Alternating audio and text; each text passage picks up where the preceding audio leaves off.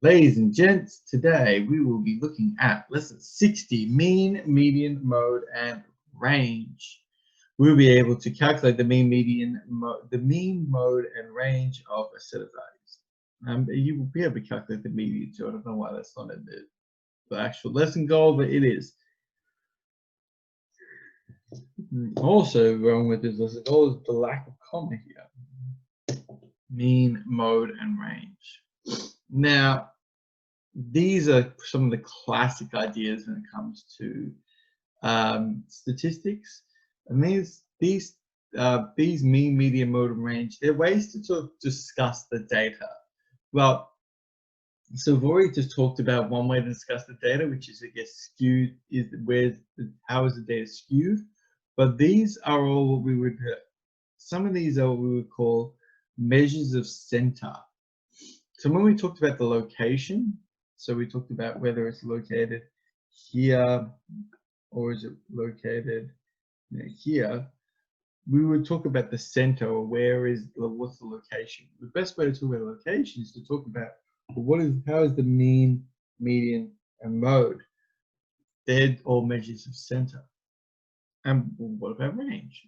Surely range is a measure of center. Actually, no, range is not a measure of center. Range is a measure of something called spread, which is the other one that we looked at the other lesson.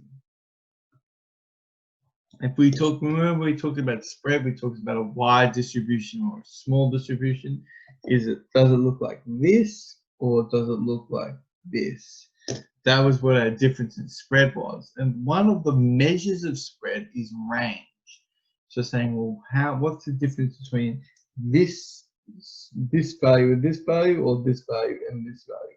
So that's a measure of spread. And we're going to talk about those words, measure of spread, measure of center, in a little bit. But I thought it would be, a good chance to talk about them there. And it's also a good chance to, I guess, talk about these ideas that you guys have probably studied many times in a bit more broader detail, to be like, okay, well, what does mean, median, mode have in common? Why is range different? And hopefully, as you guys have been going through these past couple of years, you guys have been noticing the range is not the same as mean, median, mode. One, it doesn't begin with M, but also two, because it's not calculated, it doesn't look for the same number. You can have a mean of 14, you can have a median of 14, you can have a mode of 14, have a range of 20. And you're like, well, what? The range doesn't match at all. Why? And this hopefully gives you an idea why. We're going to explore how these things relate. It took me a while, it took me a long time before I started to think that, because I used to, when I was younger, I used to think, well, why would you ever use anything other than mean? Mean is the way to go. Mean is the best. But as I've sort of got more learning in maths, I started to realize mean is really, really good. When you look for something, you look for the average, you look for the mean. But median is also very powerful. It's a very useful idea to have. And the other one that's also really important, mode is also relatively important. Probably less important than the other two, but median, I've learned, is actually surprisingly important. But we'll talk about why in a sec. Let's quickly talk about lesson 60. The lesson fact, by the way, all of the angles in an equilateral triangle are 60 degrees.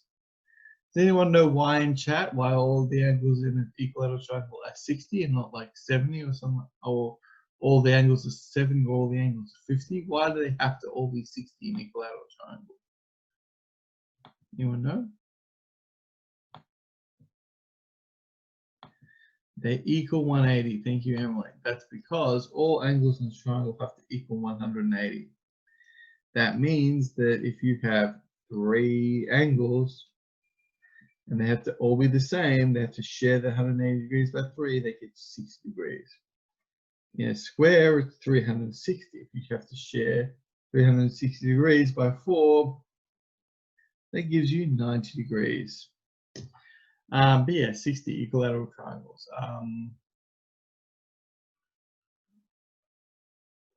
Okay, so now before we move forward, let's grab a quick look backwards. So the last time I took you guys, we talked about histograms. We talked about how to generate a histogram. So then how do we get all these digits, and how do we turn all these digits into a tally, into a frequency table? Then once we've got a frequency table, we then constructed a histogram. I don't remember what the histogram looked like, but yeah. We talked about what makes a good histogram, what makes a bad histogram, in my opinion. And then what we did is we wrapped it up by looking at different shapes. We talked about skewness, positively skewed, easy to climb from the positive. Negatively skewed, easy to climb from the negative. We talked about negatively skewed, symmetrical, and positively skewed, and what do these types of histograms look like. And then we talked about some real life examples.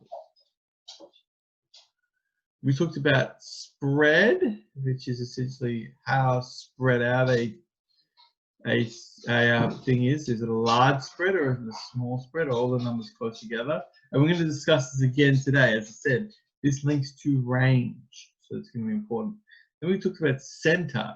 We talked about location, and this links to mean, median, and mode. We're going to talk about this today as well. And then we interpreted some graphs. So we looked at this, we said, well, how many of this, how many of that, what percentage is this? Sort of using this information to go back to a frequency table, which is still possible. You can do that. And then that was it. So now what we're going to do is we're going to talk about, first, before we even talk about mean, median, mode, and range, I wanted to start off by talking about, this is the histogram. And this is one of the ways that we can show data.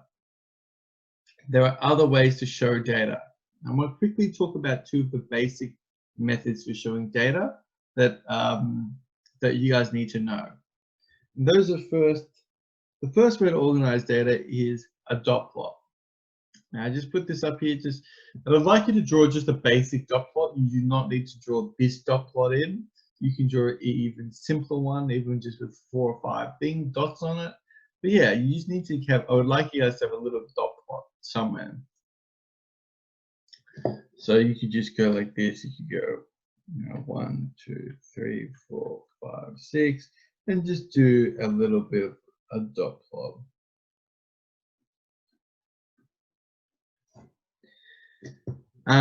Yeah, so it doesn't matter. A dot plot is a simple graphic which places a dot for each matching count. Visually, this looks like a histogram, but can be analyzed like one. So this is one of the interesting things about dot plots. Okay, so firstly, dot plots are really, really simple. They're not necessarily trying to be complicated. We only really use these for discrete data.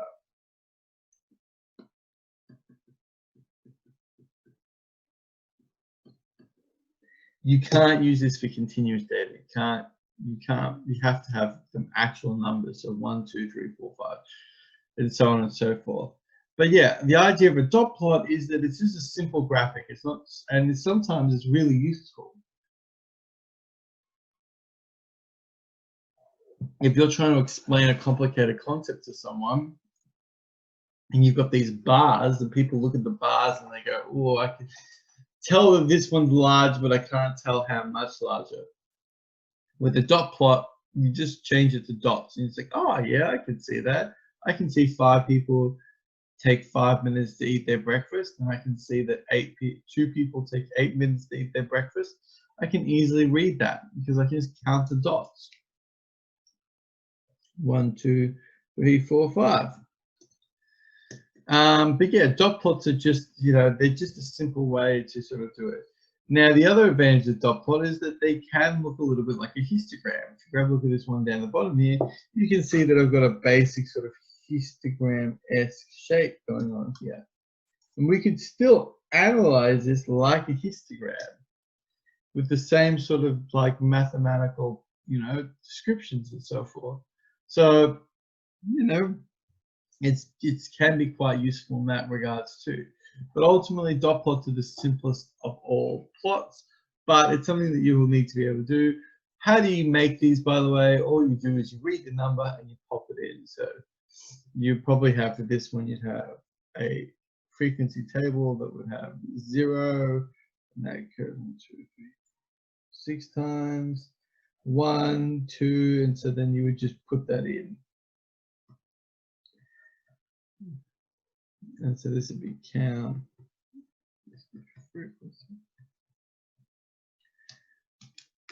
Oh, actually, it's not going to be count. It's going to be mins. Mins for breakfast. Anyway, but you get the idea. Dot plot's pretty simple. This is actually the first time I've ever actually gone through with dot plots with students. I usually just assume you guys will figure this out, but I thought, you know what, nah. This time I'm actually going to go through it. I'm going to spend a slide talking about it really quickly, but that's all that I'm going to spend time on. So I'm going to change the slide now. If you haven't got this copied down, don't stress yourself too much. You guys can get a lot of practice doing dot plots when you work on 2E. So yeah, I think 2E, maybe 2F. 2F. Pardon me, this coffee hasn't kicked in yet. The other way to organize data, which is a bit more complex, which is the one that you guys have seen before, is the holy stem and leaf plot. I say holy, that's not actually religious, but yeah. Now, stem and leaf plots organize values into groups of 5 or 10 to take the first.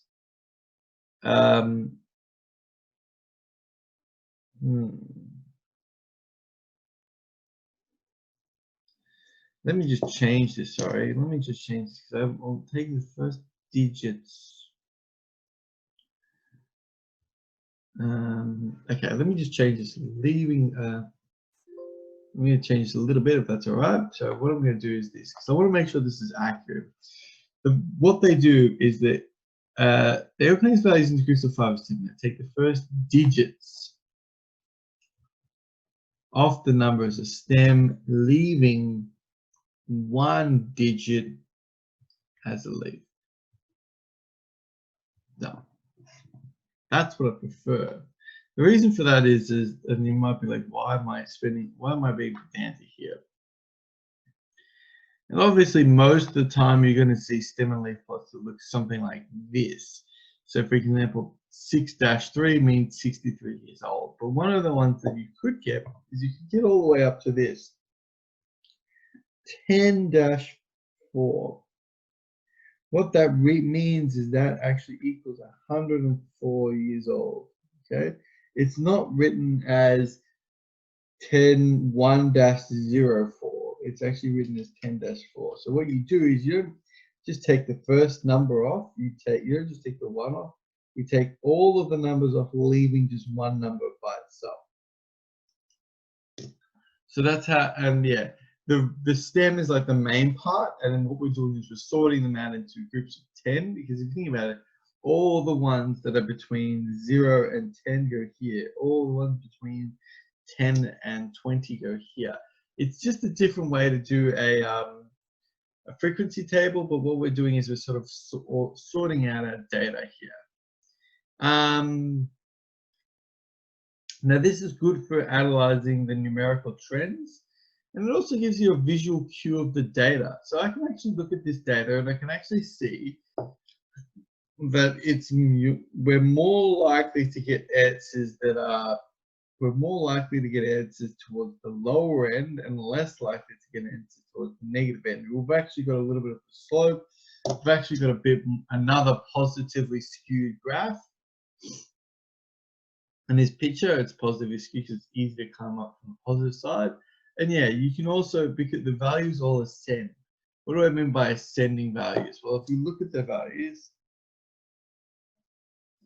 we've got 1, 1, 2, 3, 3, 4, 4, 4, 4, 5, 8, 0, 0, 0, 0, 1, so on and so forth. They're getting bigger as they go from left to right. Now, stem and leaf plots are great when it comes to looking at these things, looking at mean, median, mode, and range, because they're organized. You don't need to go back and try and reorganize the data, because the data has already been organized. In this way, this is pretty much, a stem and leaf plot is still just a list of points. It's actually not much, a list of values. It's not much better than just a list of you know, 2, 21, 23, 23, 24, 27, 20, 31. It's not better than a list. It's not much better than a list of numbers, except for the fact that one, it's organized into from lowest to highest, and two, it's grouped up. So it's not just one long line. It gives you this rough, this sort of groupings of values of 10. So it gives you guys a chance to sort of see roughly what the shape of the histogram might look like, or the shape of the graph. You can tell that a lot of values are at the top and not many values are at the bottom. So that could actually be useful for you to predict where is the median, where's the middle of the data set going to be. Because I can guarantee you it's not going to be at 30, or it's not going to be at 32. The middle of the data set is probably going to be more like 25 or something. Yeah. So that's what a stem and leaf plot are. If you're not familiar with them very much, then hopefully that's helped a little bit.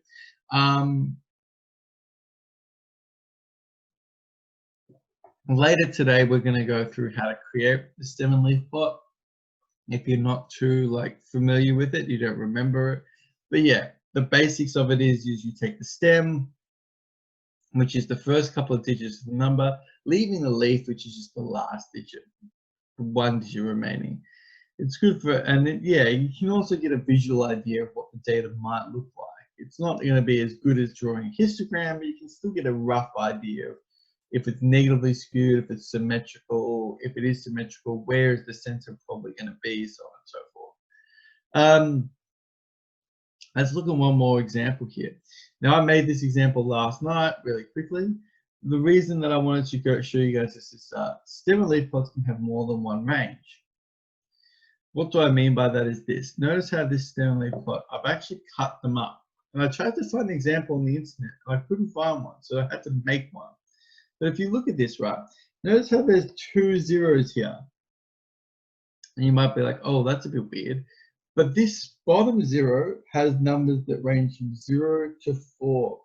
Whereas this top 0 has numbers that range from 5 to 9. And that's pretty common. Sometimes you will see that where you'll have stem and leaf plots which have a large number of values in a particular range. So you may have a lot of numbers between 0 and 10. So therefore what they do is they split them up into the high zeros and the low zeros. And it's still in order, like it's still 5, 6, 6, 5, 5, 6, 7, 7, 8, 9, 9. But now it's split up. And I guess, yeah, I really should have something like 10, 0 here, just so that you guys can see what 100 would look like. But yeah, you know, you get the idea. Stem and leaf plots can have more than one range. That's what I mean here. You don't have to copy this down. I just wanted to show you guys so that when you do see this, you don't go, whoa, what's going on here? I don't understand this at all. So just keep that in mind as we go through the next couple of lessons. But stem and leaf plots can be a bit broader.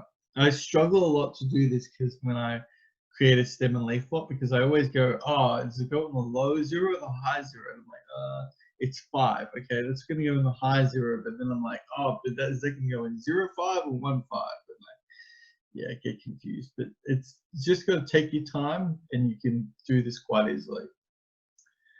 And this last slide here is when to use it. Now, this is taken from your book, and this is their example. Dot plots are good for small data sets of discrete data. They're usually constructed with technology, but you can do it by hand. So it's just less than 30 numbers because you don't want to be doing dots, 30 dots. Ultimately, anything past 30 and it's getting a little bit ridiculous. If you've got more than 30 dots on a dot plot, then you probably got too many dots. You should maybe be thinking about doing a different way to do it. Stem and leaf plots, again, good for small data sets, but because you're not doing dots, you're just writing numbers down, and you don't even need to write all of the numbers down, you just need to write down the last number. We would say that's good for sets that are less than 50. So if you got like maybe more than 50 numbers, it's getting a bit too much, but you know, it's really good for breaking down large data sets or larger data sets. And histograms, well, ultimately histograms are, as I said, histograms are just dot plots, except they're a bit fancier. So therefore, they're good for dealing with large things. Histograms actually really look kind of crap when you try and do them with small, like less than 10. If you're trying to do a histogram with less than 10 values, it looks a bit weird. So that's why histograms are actually pretty good for dealing with large data sets, but not so good at dealing with small data sets. And that's probably why it's good that I showed you guys these other methods. But yeah, these are the 3 plots that we've talked about so far. We've got one more to talk about later on, which is going to be the, not later on today, but later on in the topic, which is going to be box plots. But they're not completely different, but they sort of summarize the summary. So they're a bit different. But these are ways that we can sort of show our data and when you show data, it gives people a chance to sort of see how that data is arranged, what that data sort of means. Rather than having just a list of numbers, it gives you guys an idea. Okay, so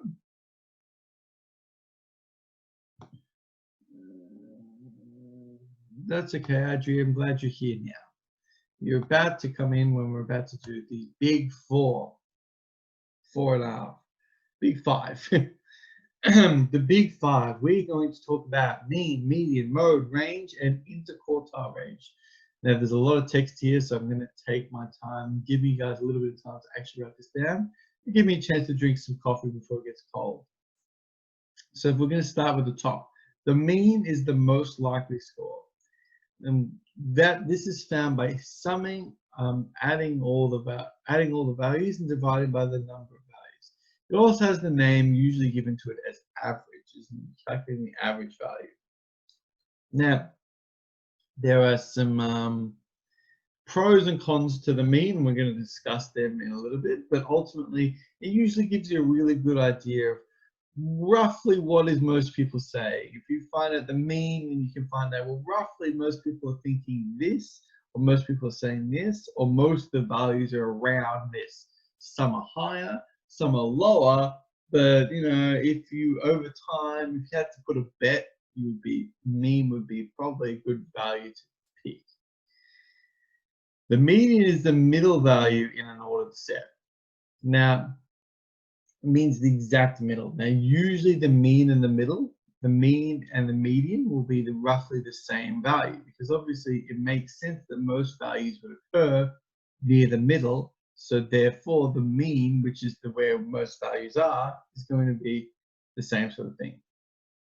The mode is the most common value. Now, usually that will also be, well, actually, you know what I'm going to do? Most common value or range. No. Or class interval. So I kept seeing questions after I taught this last year where it would say the modal interval. And they were like, whoa, whoa, whoa, what the heck is a modal interval? It just means that instead of saying the mode is the most common number,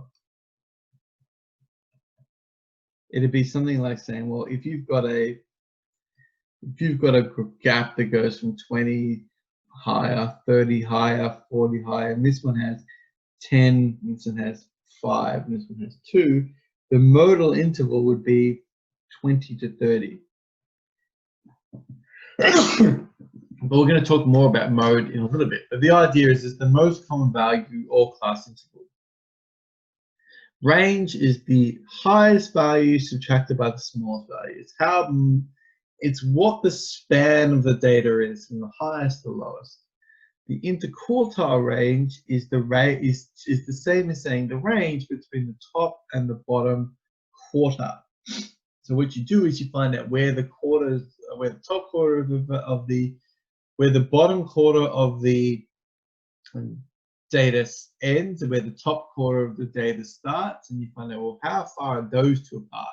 So how far is the middle apart? We're going to talk about the interquartile range in a little bit. I'm going to give you guys another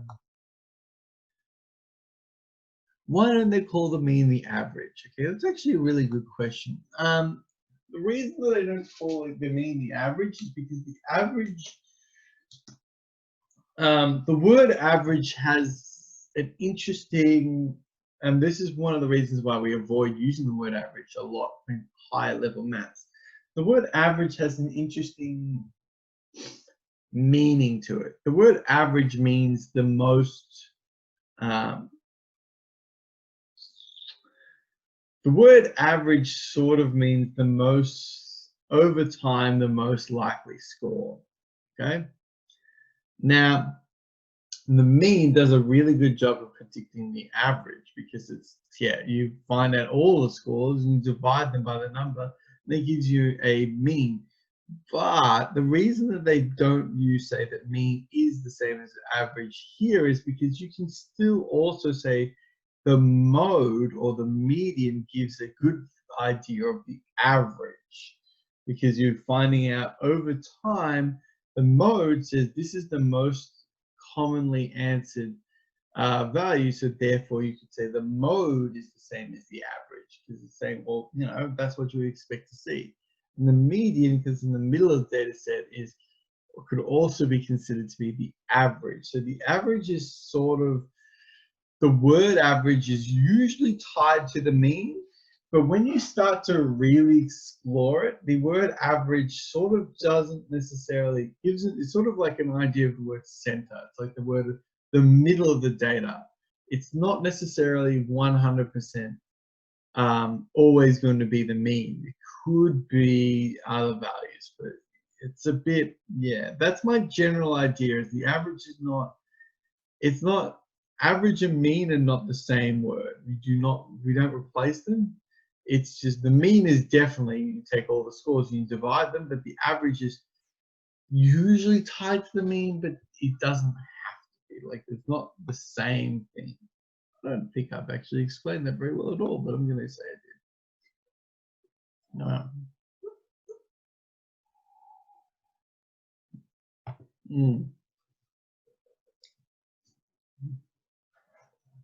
Now, I find this stuff pretty interesting.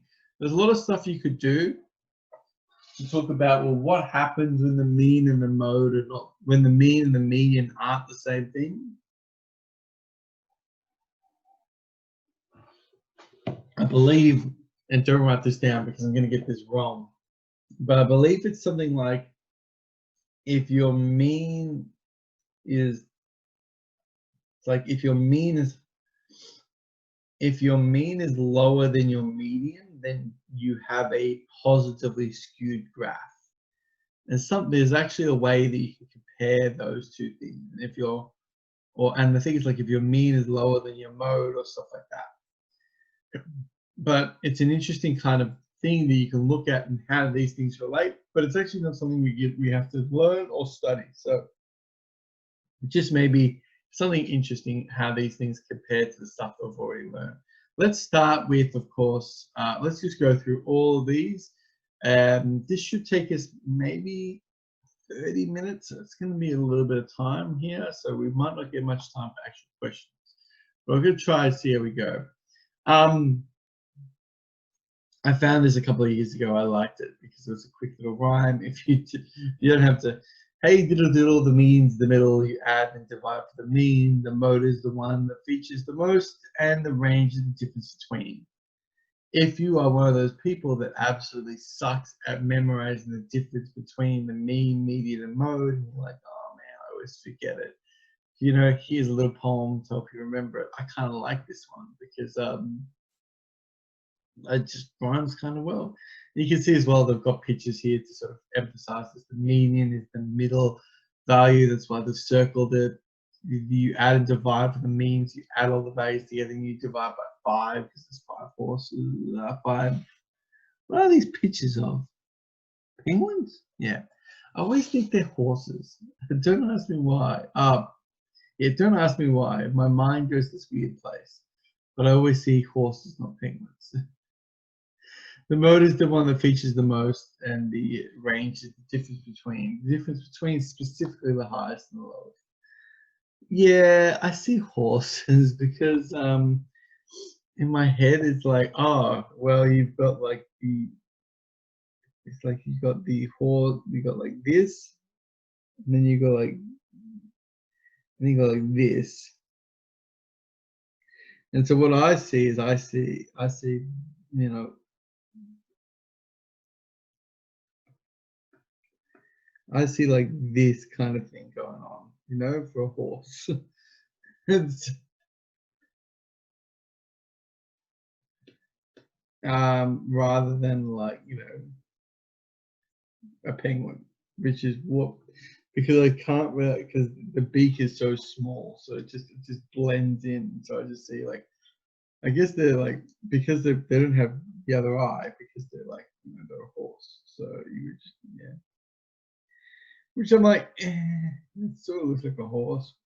If you do that, then it kind of ruins it. Anyway, enough about horses. Let's keep going.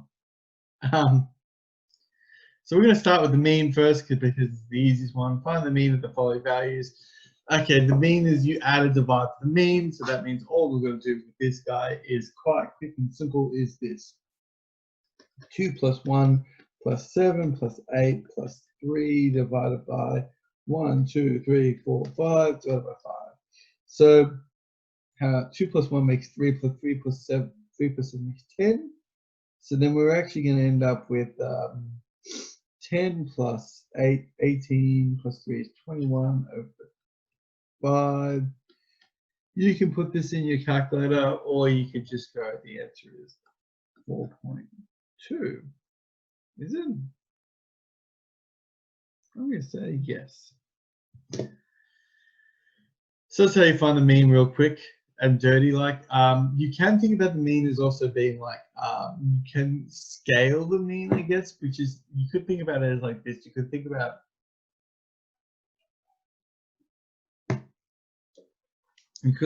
it like if you really wanted to, 2 over 5 plus 1 over 5 plus 7 over 5 plus 8 over 5 plus 3 over 5, and that will give you your mean, which is just the same thing. It's just you're dividing each of these by 5 first. Sometimes, and if there's anyone here doing IT, sometimes doing this is actually easier in IT than doing this, but you know, it doesn't matter. I'm just sort of saying that's how you find the mean. So real quick and simple. Now, one of the things you'll notice here, let's talk about some of the things, features of the mean, because this is one of the things that I think is important. Notice that the mean is 4.2. Notice how there are no values of 4.2 in our data.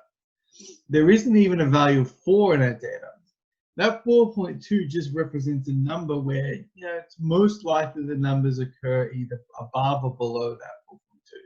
At 4, if we round it down, it means that if you had to sort of pick a number,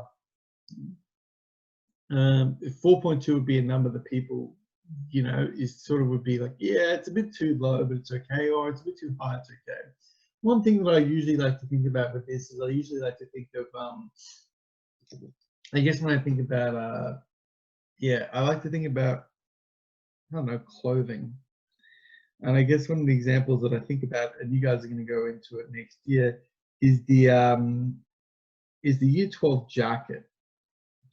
So they don't actually do this, by the way, before you guys freak out. But one of the things that I think about with the Year 12 jacket is I sort of think, well, they go, well, how do we know what size to get? And let's just say you could only get one size. So if you could only get one size, what size would be the best size to get? We would want to get a size that I guess maybe not everyone would be happy with, but maybe most people would be happy with. So if you get if you got size 4.2, right? Sure, some of these students would be like, whoa, whoa, whoa, that's too big.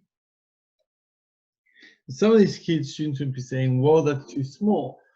But it's probably going to make students the most happy because, yeah, sure, some of these kids are going to say it's a bit too big, but it's not that bad. Some of them will say it's a bit too small, but it's not that bad.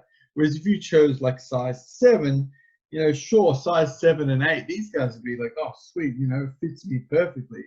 But like if you're sitting in size 2 or 1, you'd be like, whoa, this is way too small, and they'd be really, really unhappy. So it's the best way to kind of fit the data, make the most people happy, kind of like be close to the numbers, but not be exactly on the numbers. And that's what I think about when I think about mean. Now, again, as I said, ladies and gents, they do not do that with the year 12 jacket. They actually give you guys, they actually have a range of sizes, so you just have to choose your size. But in my mind, that's how it would work. If you could only afford to buy one size, you would just find the average size. Now, I want to talk about median. Now, there's no pencil here because I'm going to talk about that. I'm going to be talking about this in the next slide here. But the thing about median is this. Median is the middlemost value. When I first started looking at median, I thought, well, why would anyone really ever want the median? The median is not very useful because it's like, why wouldn't you just get the mean? And so then I started to look at the main place where median is used. The main place that median is used is in house prices. There's other places, of course. They actually use median study value when it comes to the ATAR when you look at a school. But house price is a great place to start. So grab a look at all these houses, right? Let's pretend all of these are houses in a particular neighborhood.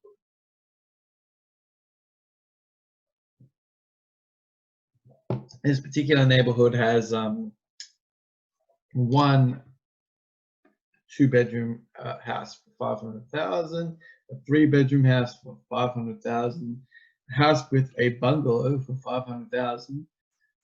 We've got a mansion here for 10 million, and so on and so forth. And so here's the question, right? Okay. If someone asked you, they're like, oh man, let's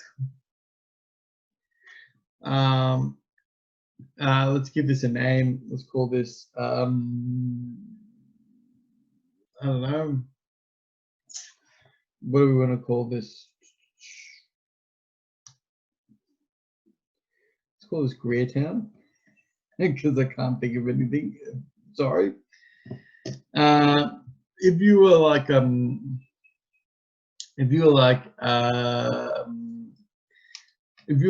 to buy a house,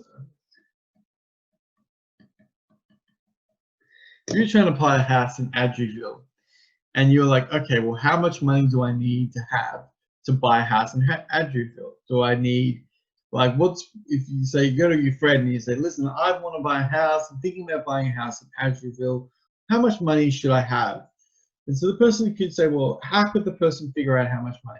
Well, what we could do is we could find the average house price. We could find the mean. We could find the mean house price.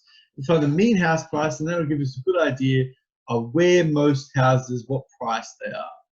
So how do you find the mean house price? Well, in this case, if we add all the houses together, so if we go 500K plus 500K plus 500K, K being 1,000, by the way,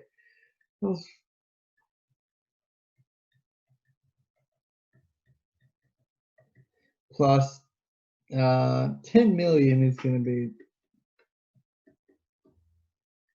if you did that for all of the houses, you would get 8, and then you divide this all by 7, because they're the amount of houses on the market. I will actually do this really quickly. It's actually not that hard to do, because what you do is you do cheat, you multiply 500,000 by 6, which gives you 3 million, and you add 10 million, which is 13 million, and then you divide that by, if you divide that by 7, then that means the average house price is about, they say, well, the mean house price is 180, we're going to round it, 186,000. So therefore, if you were to use the mean house price, you'd say, well, you need $186,000. Sorry, whoops. I was like, that doesn't sound right. You need $1,860,000. And your friend goes, whoa, I don't have that much money. I'm not going to move to Adburyville. That's insane. It's way too much. But the thing is that that's also completely wrong. There are no houses that are worth worth $2 million. There aren't even any houses worth $1 million. The problem with this is this $10 million house is throwing off the price of all of the other houses, and that's because that $10 million house is worth so much more than all the other houses. If it was only worth $1 million, then it wouldn't actually be too bad. But because it's so high and because it's so much, it kind of throws off all the other ones, and so therefore the mean isn't as useful at telling you how much money you'll need. What is more useful is the median. Now, the median house price for this suburb is the middle value. So if you take all of these houses and you find the middle value is 500,000. And so you would say, well, if you have 500,000, you should be able to afford 50% of the houses in this neighborhood, because remember, 500 median means the middle value. So you should be able to afford 50%. In fact, if you have 500,000, you can actually buy, for this particular suburb, 86% of the houses. So that's pretty good. So you're either going to be able to afford half or more than half of the houses in Adburyville. Yeah, it is a pretty nice suburb. So yeah. Oh yeah, that's okay, sure. Now, so this is the problem with mean, and this is where I get to the idea with median. The problem with the mean is it's thrown off by big or small values. So another example would be, of course, here test results. So if you got a test result of 90%, this is the slide that I want you to write down. If students got scores of 90%, 89%, 88%, and 1%, the average is 60. I'm going to change that to say the mean is 67%. So if you ask someone, it's like, oh, well, how did that class do? And what was the mean? And they say, well, the mean was 67%. You go, whoa, that class almost failed. Whereas it's not there. It's actually 3 of the 4 students were actually getting really high values. So it's not a good idea to use that 1% as part of the mean. That's another reason why when we say average, we don't always want to use mean to mean the average, because in this case, if I would say, well, what's the average test mark? It's the average test mark is about 90%. I'd say that 1% is throwing it off. It's a bit of an outlier. It's so that's one of the problems with mean, and that's also one of the reasons why when they look at a school, they look at your test results. They look at your test results as a median for ATAR scores, because it's like, well, you could have like some really bright student that gets 99 as their ATAR score, but if everyone else in the school did really badly, you don't want that really high ATAR score to throw it off. Or if someone in the school gets a really low ATAR score of 20 or 10 or something, you don't want that low ATAR score to throw off the rest of the school. So they use the median. Another problem with the mean, by the way, is that it doesn't always make sense. For example, the average number of children per family in Australia is currently 2.2. Okay, cool, that makes sense. Some families have families have 2 children, some families have 3 children, more families have 2 children than 3 children. That's why the mean is closer to 2. But it doesn't make sense, because if you look at this and you say, well, hold on a second. You can't have 2.2 children. You can't have it. You can have 2 children. you have 3 children. So that doesn't give you an idea of what the most common amount of children is. It just tells you what the average, it tells you this idea of the average or the mean. It's like, this is a problem with the mean. Sometimes you don't want to know what the average is, you want to know what number is most likely to come up. If you were like looking at that and you said, okay, cool, then if I go to a random person's house, how many presents, if I was Santa Claus and I went to a random person's house, how many presents would I need to bring? 2 or 3? Having an answer of 2.2 isn't very useful. You're like, oh, well, you can't bring 2.2 presents. You'd be like, do I bring 2 presents or 3 presents? So the answer in this case would be, you would have to look for something else. Yeah, all right, listen to Michelle. That's why I said Santa Claus, okay? I changed my mind so it's less creepy than giving presents to random kids. That is a bit odd. We've got these neighbors that keep jumping on their trampoline, and I kind of want to befriend the neighbors, but I also don't want to be that creepy guy that lives next door and like, you know. So anyway, moving on away from creepy neighbors, we're going to talk about finding the median. The median is simply the middle number. Kind of easy to do. Bang, we've got 11, 14, 25, 26, 29, 35. Median is going to be 25. When there's an odd amount of numbers, it's kind of easy to do. One of my techniques for figuring out the median is just like this. I take a number of the ends, and I take a number of the new ends, and take a number of the new ends, and I'm left with 25. And that's just a quick and dirty way to do it. You can, of course, do it in, you can, of course, do it with a formula. I think do I talk about the formula? Let me just check. No, I didn't talk about the formula. There is a formula for doing this. The formula is to take n plus 1 divided by 2. So in this case, there are 1, 2, 3, 4, 5, 6, 7 numbers. So therefore, you take 7 plus 1 divided by 2 means you've got 8 divided by 2, which is 4. You're looking for the 4th number. So 1, 2, 3, 4th number is 25. Done.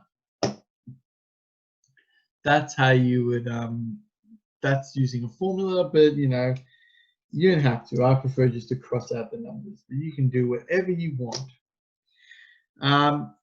It gets a little bit harder when you got a even data set. Even amounts of numbers, what you do is you average the 2 middle numbers. So how do you do that? Let's go look. So for example, this is the 1, 2, 3, 4, 5, 6, 7, 8. So if I go 8 plus 1 divided by 2 is going to be 9 divided by 2 is going to be 4.5. So that means 1, 2, 3, 4, 5. The median is between these 2 values. Okay? It's actually not 26 or 30. It's actually between those 2 values. So you've got to average those 2 values. So you go 26 plus 30 divided by 2. 26 plus 30 divided by 2 is 56 divided by 2, which is going to be 38. 28 even, not 38, 28. Or you could just say, if you go 2 up from 26 and 2 down from 30, it's the same number, so it's 28 in the middle of those 2 numbers. Because of this, it does mean that sometimes the median can still, even the median could be sometimes maybe a number that is not a whole number. Like you might still get 2.5, but it's unlikely. It's more likely to be a whole number than the mean is, at least. But yeah, these are some of the things in the median. I'm going to keep this up for another 30 seconds in case you guys need to copy this down, or if you are taking some notes, then yeah, sure. But yeah.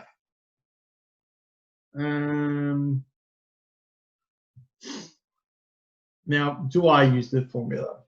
I'll talk about that while we're usually no. Usually I'll just, quickly go through and I'll just go cross out the top one and the bottom one, because usually if they give you an ordered data set, sometimes it's just faster to do it like that than to do this complicated thing and then count it.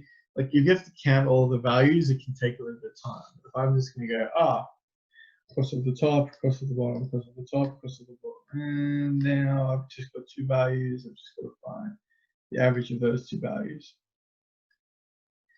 That's a quick and dirty way, but it works. However, this is going to be the next slide. However, it doesn't always work because you'll get something like this. I love giving students this one because what they do is they go, oh yeah, okay, let's do this median. First at the top, bottom, top, bottom, top, bottom, 26. Median is 26.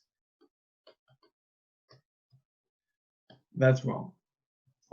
The reason why that's wrong is because remember, the median is the middle of an ordered set.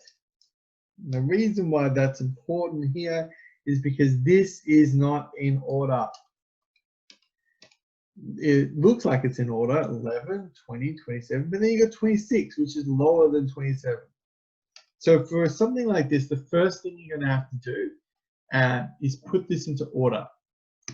So let's do that real quickly. 11 is still the smallest number, then probably 13, then probably 19, then 20 is my guess, 26, 27, 32. Now we can go and we can find the middle number. So it's going to be, in this case, 20.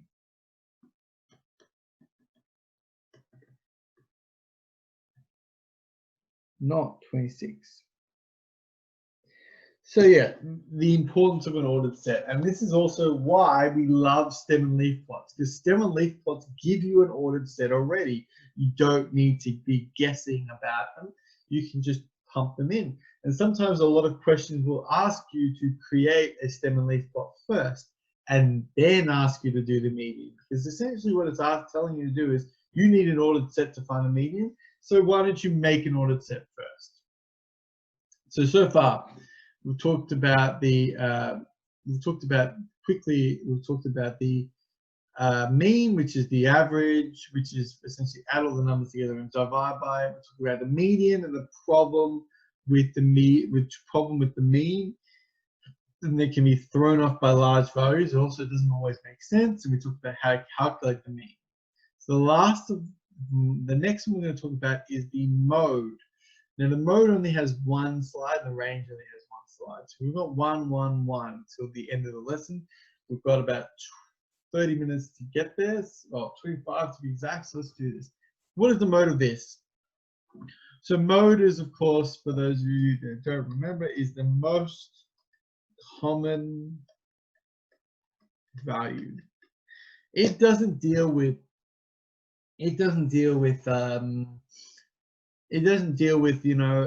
complicated finding the middle of the data. It's just looking for what number shows up the most.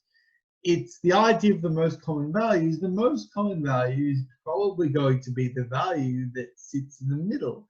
So the idea is, sure, if everyone chooses, if the most common value is 2 children, if most families have 2 children, yeah, sure, some families may have 1 less and some more families may have 1 more, but if you get the mode, that gives you a rough idea of the middle. Does this always work? No, it doesn't always work, because if you have data that's got like really weird values, you may have like everyone has a unique value, and so therefore you may have you may only have 2 people that have the same value, and so that might be something completely random. I guess what I'm trying to say is, if you have let me show you an example here. Let's say we looked at we asked if you asked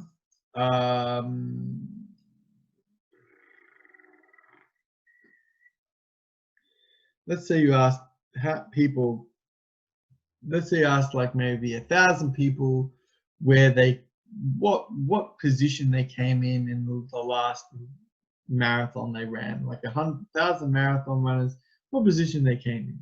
You probably have like lots and lots of values. You probably have a lot more values up here at the at the longer end, but you probably have like them everywhere. But you may have like two people that come like at 67th or whatever. Now, just because they come 67th doesn't mean that that's where the mean is. The mean looks like, in my opinion, the average and the median probably look like they're probably up here. But they're probably there's only one value that occurs twice, and it's 67. So that would be the mode. And so it's not always the most useful, piece of data. So what is the mode of this? Let's quickly look at it. 2, 3, 3, 3, 6, 1. 3 is occurring 3 times. The mode is 3. Done. There can be no mode and there can be more than one mode. For example, this one here has 2 1s and 2 7s. So the modes are 1 and 7. That's how I would write it down. You can have there being no mode where every number is unique. So 1, 2, 3, 4, 5. There's no mode here because every number is unique. And of course, as I said, you can have a modal interval. If you look at this stem and leaf plot, the modal interval is between 30 and 40. That is our modal interval because it's the most common interval. And it gives you an idea that you can quickly look at. So by this point in time, we're going to let you guys finish copying this down. I'll give you 30 seconds, but I'm going to ramble for a second. The idea is this. The mean, median, and mode are all useful pieces of information. Not one of them is better than the other. They can all be used to get a good understanding of the data. The mode might be useful, but sometimes it might not be useful. The mean might be thrown off by a large value, in which case the mean might not be useful. The median might not be it might be in the middle, but it might not necessarily represent it might not be close to what most people pick. It just might happen to be in the middle of the data. So you need to have an understanding of all of these different techniques to properly sort of dissect data. You can't just understand one, and that's one of the things that I think is important. It's like you can't just know what mean means. Like mean is good, but it's not always going to save your life. So just pay attention to, sometimes there are issues, and that's why I had that whole slide about problems with mean. Now, what we're going to do now is I'm going to quickly pivot. I'm going to change the slide now. We're going to move on to a different idea. We're going to talk about range now. Now, range and interquartile range, and then that's going to be it for the lesson. We're going to talk about range. Now, range is a measure of spread. The difference is that the others, mean, median, mode, are what we refer to as measures of center. They're ways that we have to try and find the center of the data, the most common answer, the middle of the data. And so the median does find exactly the middle, but that might not necessarily be the middle of the bulk of the data. It might be just the middle of all of the data, which might not necessarily be the bulk of the data. And especially when you've got a graph that's been skewed, the mean, it does a pretty good job of finding that too, but it doesn't always, it gets thrown off by large values or small values. And the mode doesn't necessarily mean that you've got a value that's in the middle of the bulk of the data. So these are all what we call measures of center. But range is a measure of spread, how spread apart the answers are.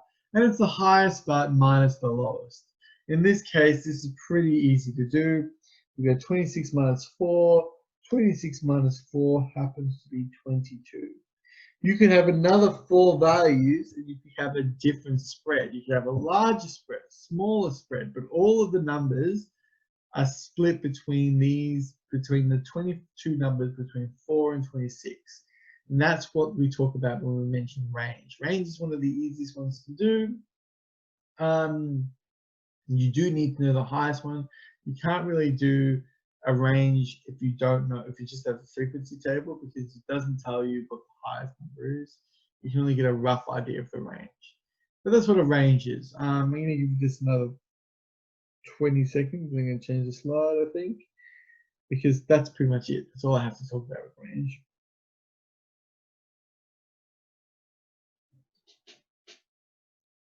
Any questions? Am I going too quickly? Am I going too slowly? Guys, let me know. All right, so the last, of course, yeah, you need to know the highest and lowest. If they're arranged in an ordered set, it's really easy to see, but if they're not in an ordered set, that's all right, you just got to figure it out. We're going to do the last thing here, which is called the interquartile range. Now, the interquartile range is another measure of spread, but it's a different measure of spread.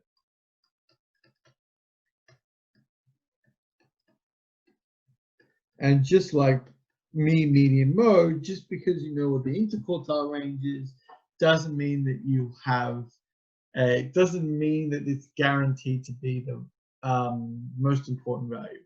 The interquartile range, or IQR, we use IQR because it's just like no one wants to write interquartile range if you've got damn time. IQR is the range between the upper quartile, or the UQ, sometimes known as Q3. Sorry, I always refer to it as upper and lower quartile, but then the book is like, no, we're going to call it Q3 and the lower quartile, sometimes known as Q1, because you've got Q1 is the lower quartile, Q3 is the upper quartile. Hey, who wants to guess what do they call Q2? What do you reckon they call Q2? In chat, who wants to take a guess? What is the name of Q2?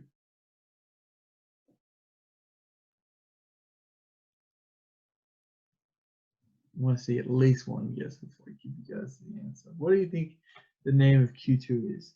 The center quartile? It is not the center quartile. Michelle, another student who privately messaged me, whose name is anonymous, actually got the answer correct.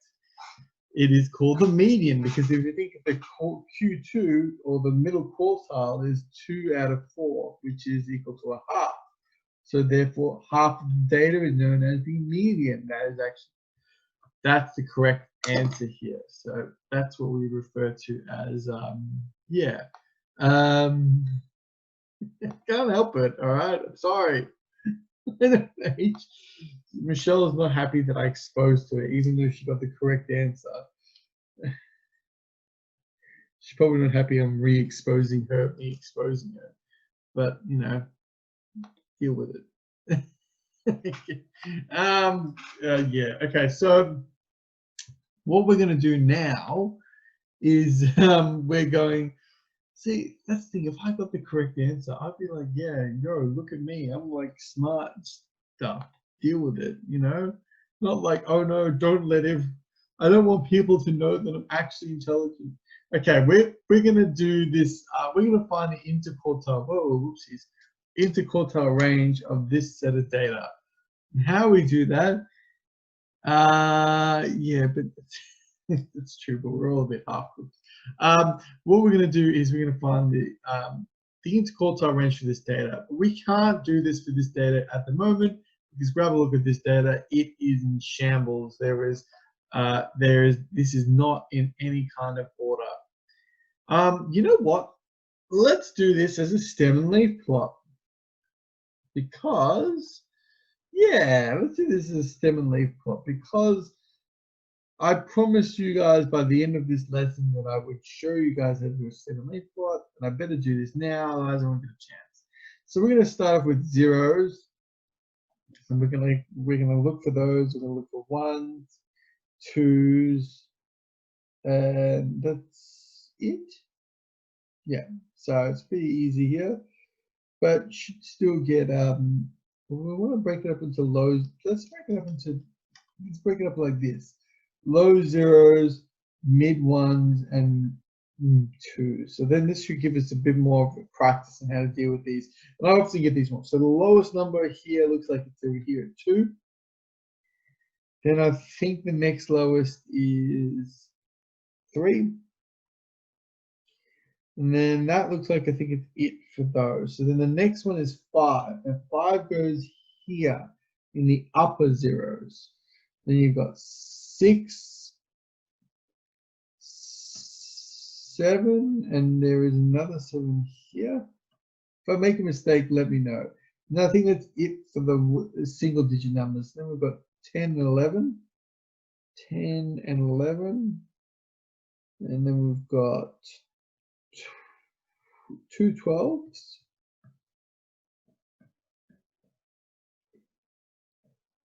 And then we've got, I think I saw 13. I think I saw 13. 13, 14.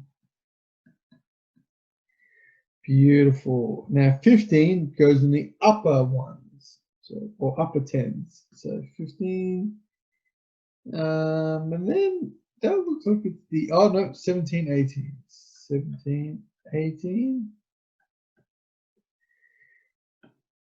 And then that looks like it. So then we've got for the lower twos, we've got 21 and 23. And then for the upper two, we've got 27. All right. So that gives me a rough idea of what's going on here. And that's how I break it up. And the reason that I think it's pretty good to break it up like this is it actually gives you a bit of an idea of where most of the values are. It looks like most of the values are in the, I'm going to change to a different color. It looks like most of the values are in the lower half. And so if I had to guess for look at this, believe it or not, I probably, yeah, actually, I think I have to say that this is, looks again to be positively skewed. I'd have to plot this out to see, but yeah, it looks pretty positively skewed. You could be symmetrical. It does look relatively symmetrical. It just looks a little bit more positively skewed than anything else. That's hard to say with this one.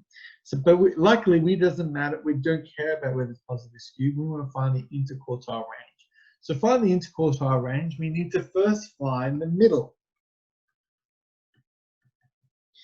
Now, to find the middle, we just need to go, well, how many pieces of data are there? There's 1, 2, 3, 4, 5, 6, 7, 8, 9, 10, 11, 12, 13, 14, 15, 16, 17, 18. Middle is between n plus 1 divided by 2, which is 18 plus 1 divided by 2, which is going to be 19 divided by 2, which is going to be 9.5. So 9.5th value. So if we count these, 1, 2, 3, 4, 5, 6, 7, 8, 9, 10. The median is here. I like to draw a line here so that I can split this into 2 halves, the top half and the bottom half. So now we've got this bottom half here, which I'll do in light blue. And then I've got this upper half here, which I'll do in this orangey sort of color. Now, the one quick way that we can check to see if we found the middle is we can actually count the number of values. So in the blue one, and we've got 1, 2, 3, 4, 5, 6, 7, 8, 9. The top, the other one, we've got 1, 2, 3, 4, 5, 6, 7, 8, 9. So now, let's do the upper quartile, the lower quartile. For the lower quartile, we want to do the median of the bottom half. Because if you find half of a half, that's a quarter. So we want to find n plus 1 divided by 2 equals 9 plus 1 divided by 2 equals 5. We want to find the fifth value. So if we go 1, 2, 3, 4, 5. The fifth value is 7. If you look at 7, this 7 is 4 values up from the bottom, and 4 values below the median. So 7 is the middle of the bottom half. So that means the Q1 or LQ equals 7. Let's look at the upper half. So the upper half is going to be the same value. We're going to look for the fifth value. Okay, so we go 1, 2, 3, 4, 5. So the fifth value is, in this case, remember that 7 is not 7. In this case, this 7 is 1, 7. So Q3, or the upper quartile, is equal to 17. Okay, 17, because if you look at that, 17 is 4 from the top. 1, 2, 3, 4 from the top. That's 4 from the median. 1, 2, 3, 4 from the median. So 7 is the interquartile range. The interquartile range is equal to the upper quartile minus the lower quartile, or Q, or Q3 minus Q1 equals 17 minus 7 equals 10. Our interquartile range is 10. And that's a fair bit of effort. One of the things I hate about the interquartile range is how much effort you have to go through to get it. But that's usually why in a question like this, they'll be like, oh, you'll get 2 marks for making the stem and leaf plot, and then you'll get 2 marks to find the median. In this case, the median was 12. And so, yeah, and you'll probably need these values later on as well, because we're going to explore how to figure this out. But that's how you find the interquartile range, is you take you arrange it, you make a stem and leaf plot, or you can just, if you want, by the way, you don't have to make a stem and leaf plot, you can just arrange these from lowest to highest. Making a stem and leaf plot is a good idea though, because it's going to make your life easier later on, because if there's a question that then says, oh, what is the modal interval? Well, then guess what? You know what it is. What's the shape of this graph? Guess what? You can sort of see what the shape is without looking at it. And usually most times in questions they'll say make a stem and leaf plot anyway. So yeah, so that's the interquartile range. And if I quickly look here, that looks like that's all of the stuff that I need to go through with you guys today.